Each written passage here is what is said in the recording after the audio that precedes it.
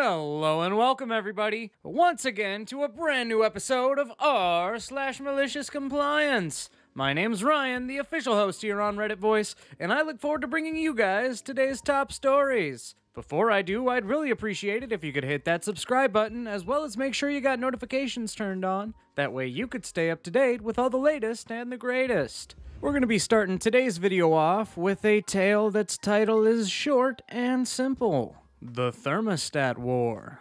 Trigger warning, I'm about to stereotype. Ready?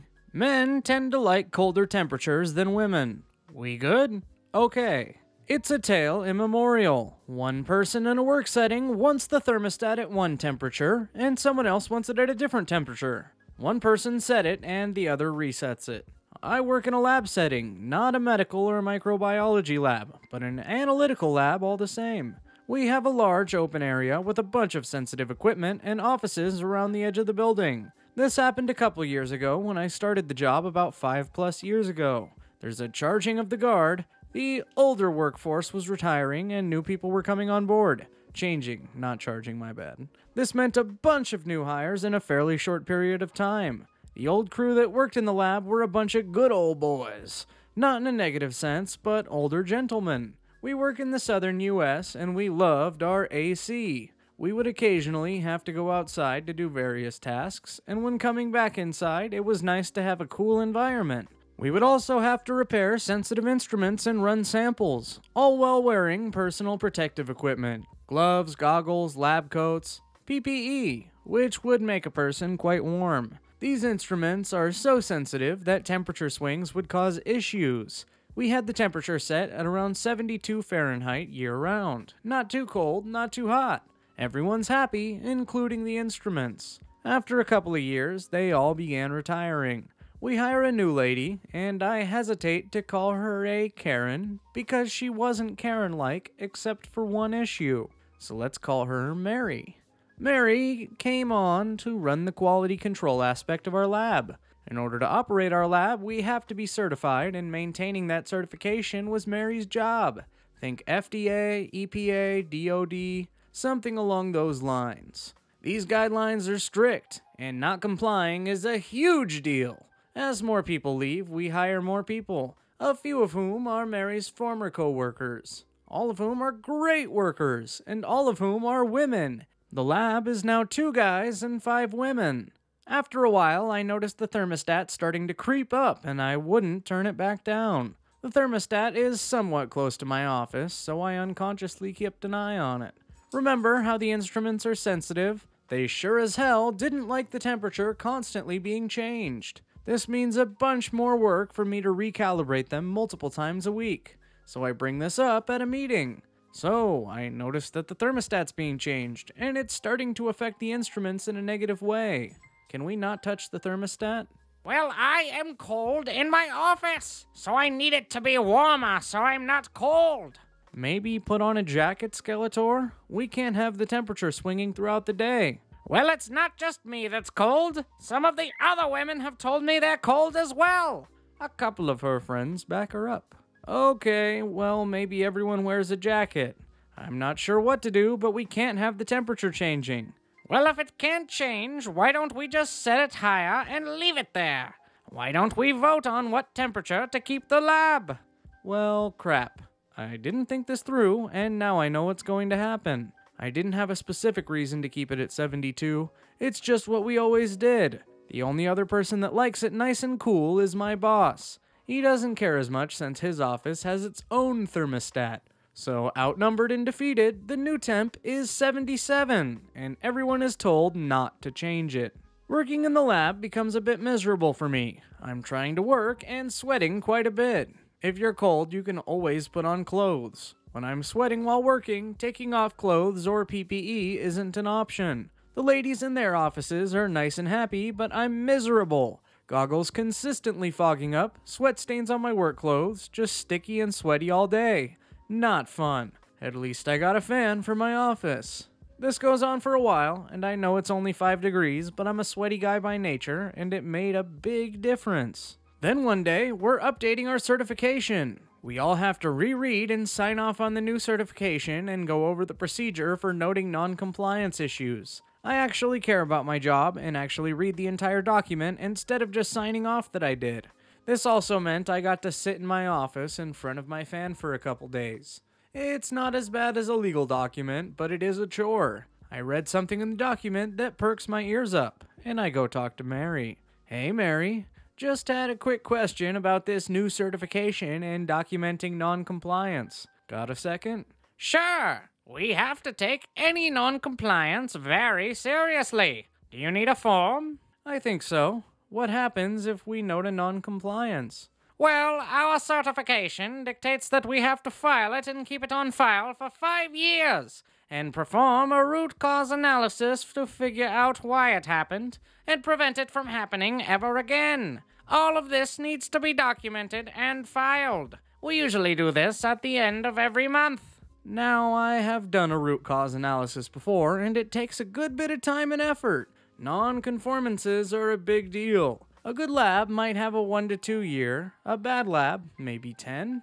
Don't know. Been fortunate enough to only work in good labs. Cue malicious compliance.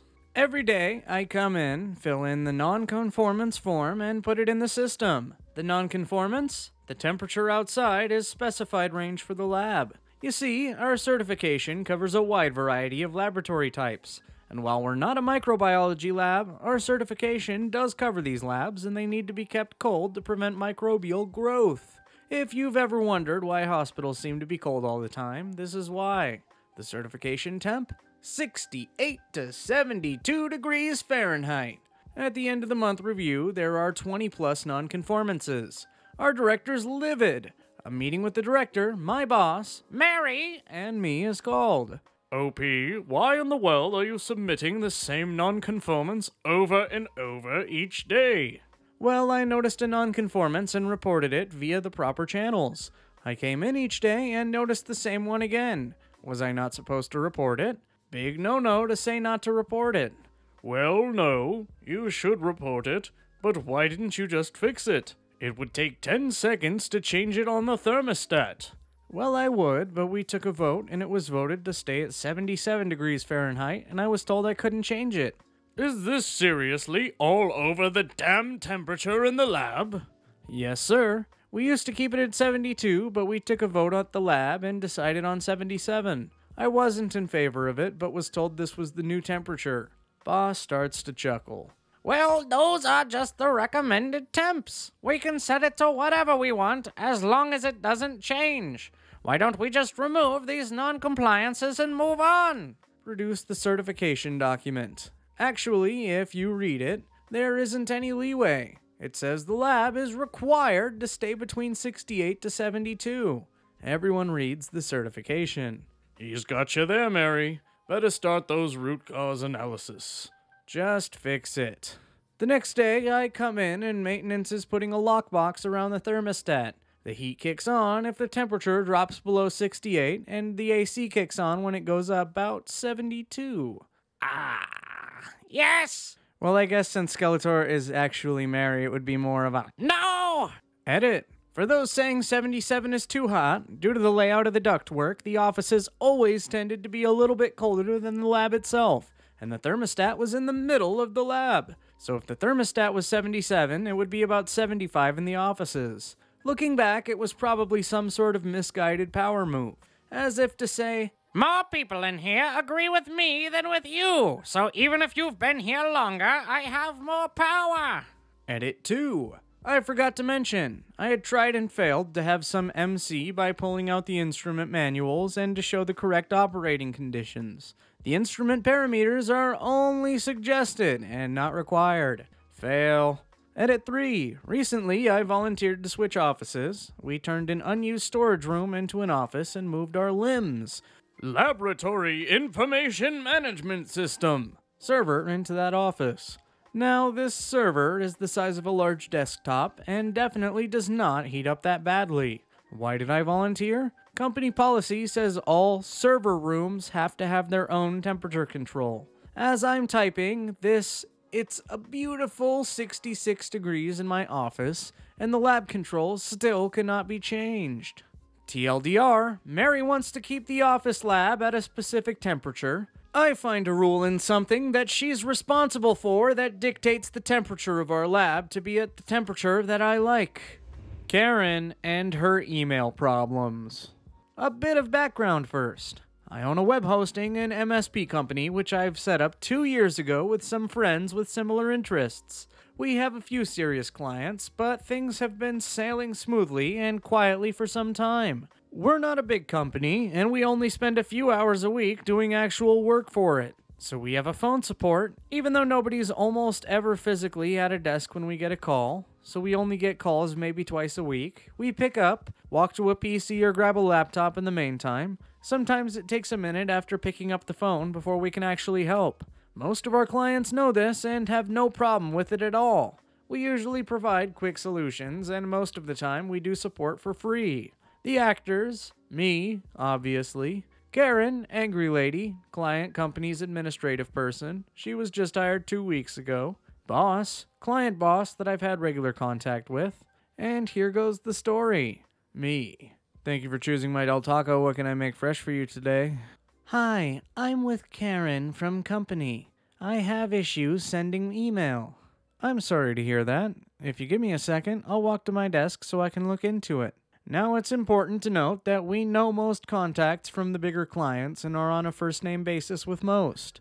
Although we're not a big company, we provide services tailored to our clients' specific needs. As such, we have regular conversations over email discussing their services. This was the first time I spoke with Karen since she got hired recently. Why aren't you at your desk already? This is urgent and I need this sorted ASAP. We're not paying you for your time if you're slow and unhelpful. I'm screaming internally already.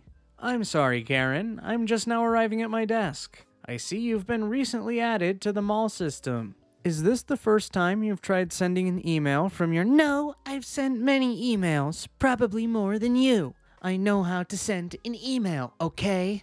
Possibly sounding a bit annoyed.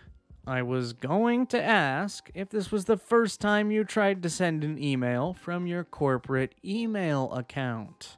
Yes, it is. Why? Could you tell me what email client you're using? I'm using my company's webmail client. All right, that's good. Did you get any error message that you can tell me? Yes. I don't know what it is, and I'm not at my desk right now. Give me a minute to look it up. I don't know why she wouldn't stay at her desk after giving me crap for it earlier. Okay, so the error message is, I've been permanently banned from Omegle for making racist remarks. This is the part where I jumped the gun and should have paid more attention. It sounds like your inbox is full. Your company has 50 gigabytes shared mailbox limit. I can up the limit to 60 gigabytes for the rest of the month so you can continue to use the email system while you archive some old mails by printing physical copies or move them to your company's cloud storage. I don't want to archive my email. Alternatively, boss could order extra storage for email. It isn't that big of a change in cost. It should be well within your budget. I would rather archive my email then. This is where, finally, my bell starts to ring, and I decide to check on the usage report, and sure enough, disk usage spiked over the last 2 weeks or so, for her mailbox only. So I decided to ask a few questions to get better insights into what's really going on. Have you been getting any spam mail recently? Yes, a lot of these non-deliverable have been popping up in my mailbox since I got hired. I was meaning to call for that too, but I've just been so busy that I delete them. I delete about 250 of them every morning. Note, our system caps the sender limit for email counts to 250 per day to prevent our system from being used by spammers. You may see where this is going. Oh, that's not good. And this has been going on since you were hired? Yes, this is really annoying. Please do something about it. I'll look into it now. Please stay on the line while I put you on hold. I dig up the SMTP log for her user account, and sure enough, every day for the past 2 weeks or so, at around 250 emails are sent. Like clockwork, most of the sent emails return as non-deliverable mail due to spam flags.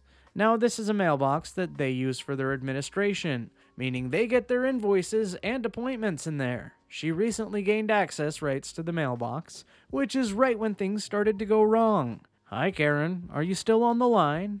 Phone's playing hold music. In the meantime, I start investing further. I change her password and gather everything I can find from our system regarding Karen's admin mailbox and her normal user mailbox. 20 minutes pass without the holding music taking a break. It's really annoying, so I hang up and call back. Boss picks up. This is where things start to go to shit. For Karen.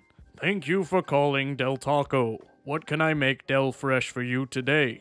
Hey there, this is Generic Tech Man. I was just on the phone with Karen. I think her mailboxes might have been compromised for the past 2 weeks. Oh, that's interesting. I'm with Karen right now. She's been in my office for the past 20 minutes telling me how you were rude to her and that you refused to help her, and that we should find a different company for our IT needs. Sorry for any inconveniences I may have caused. However, a hacked admin mailbox is a very pressing matter. I've spent the past half hour digging through logs, and I've come to the conclusion that almost directly since Karen was hired, spam started to be sent from the inbox. I think she might have used a weak password. All right, hold on. Returns from a 5-minute hold. Okay, so I've asked Karen about this, and she used Generic dog name as her password. What does this need to be done about to take care of the issue? We do enforce a default password policy for all the accounts on our system. Our clients can disable this for email accounts by checking a box on their email account. Since Karen's their company admin, she was also tasked with creating and deleting email accounts for their colleagues. She edited her own email account to allow for insecure passwords. Her dog's name obviously didn't match the requirements, and she thought it was unfair for another company to dictate what password she could use for her corporate email account. Well, I've spent the past half hour looking for information regarding the breach, and it's evident that spam's been sent from corporate domain. I can't find any evidence that the hackers accessed mail in the mailboxes. However, I can't conclude that they didn't either. So you're saying they may have our entire admin archive due to Karen's poor judgment calls for passwords? That's basically what it boils down to. Unfortunately, there's no way to know this for sure. We can't access logs specific for mails or folders. Only authentication attempts, sent mail, and received mail. I have no way of knowing if they downloaded or looked at any of your mail. I'd advise you to change all your passwords on every account with every site and system you use, just to be sure this doesn't result in any further breaches. That'll take ages! I'll task Karen and some others to start doing it directly. Well, we use a corporate password manager. This might be a nice solution for your company, as well as it would allow for you and your colleagues to store passwords securely and give extensive permissions to see which passwords. It'll also allow you to easily keep track of all the accounts that your company has, and since you don't have to memorize the passwords, you can use different and very secure passwords for everything without any issues. Yes, please. Will you put in an order for me? I need this for all my employees. Will do. Anything else I can help you with? Yes, I need some accounts terminated, but I'll send them to you in a bit. Need to wrap things up here first. About 30 minutes later, I received a termination request for all of Karen's accounts. She apparently heard about what boss said about her having to change all the company passwords, and she just flat out refused. She was fired right on the spot. TLDR, angry lady decides password policies aren't important and uses extremely weak passwords on corporate accounts. Email box gets hacked and possibly all of their mail archives are compromised. Tried to blame it on my company and got fired for her recklessness and her lies.